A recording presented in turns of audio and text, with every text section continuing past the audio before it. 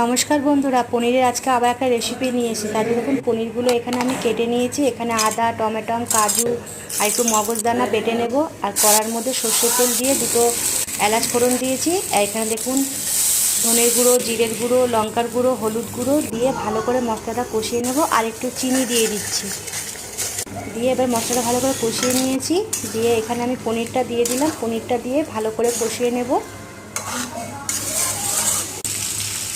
আর এখানে সামান্য একটুখানি কস্তুরি মেথি আমি এরকম হাতে করে ডলে এর মধ্যে দিয়ে দিচ্ছি। দিয়ে সামান্য একটু ঘেটে নিলাম। দিয়ে এখানে আমি 1 চামচ মতন ক্রিম দিয়ে দিয়েছি। এবারে আবার একটু নাড়াচাড়া করে এবার আমি এর মধ্যে জল দিই। খুব বেশি জল দেবো না, হালকা একটু জল দিয়েছি। দিয়ে এবারে এর ওপর থেকে একটু ধনেপাতা দিয়ে দিলাম। দেখুন পনিরগুলো কিন্তু একটাও ভাঙেনি, সব গোটা গোটা রয়েছে। রেডি বন্ধুরা, ভিডিওটা কেমন লাগলো অবশ্যই জানাবেন।